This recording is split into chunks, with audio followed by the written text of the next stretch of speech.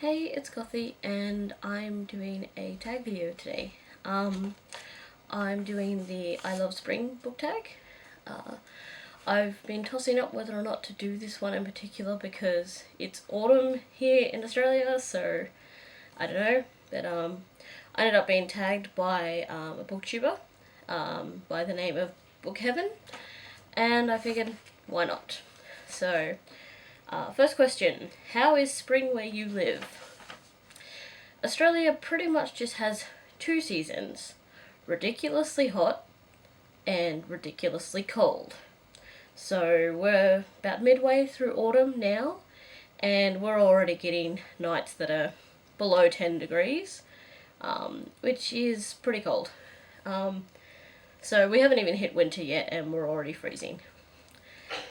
So spring here, we hit 30 odd degrees, probably about midway through, and we have birds that swoop everywhere. Doesn't matter where you go, there are birds and they're swooping. And it's actually a breed of bird that are quite common around the area I live as well, and they actually have a poison burr on their wing, and if they hit you with it, you get poisoned. And they swoop. So, spring, not so fun. I tend to stay inside because I also tend to get sunburnt really quickly, and I get sunburnt hanging clothes out on the line, so I'm not a spring person. Most anticipated book release this spring.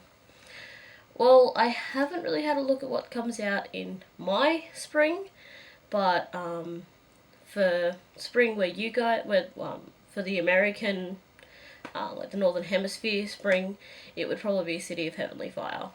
I already have my copy pre-ordered. It comes out 2 days before my birthday, so it's a birthday present for myself. Show us a book cover that makes you think of spring.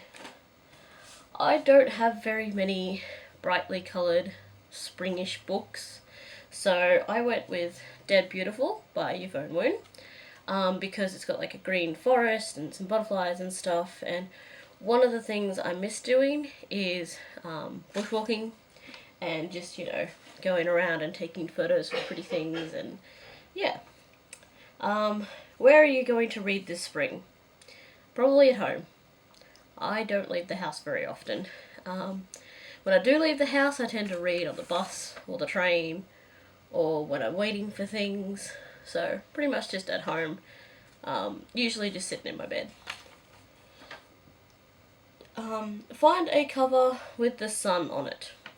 Again, I don't have too many brightly coloured books or anything, so the book that I have that closely resembles the sun is Seeker by William Nicholson, and I don't know whether that's supposed to be the sun or a different planet, but it looks kind of like a sun, so close enough. I'll take that. What are your favourite spring reads? I don't know.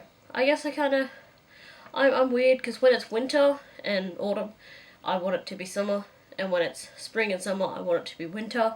So I tend to read like the opposite books. So in spring, I tend to read books that are really dark and, characters that have got to go through snow and everything like that.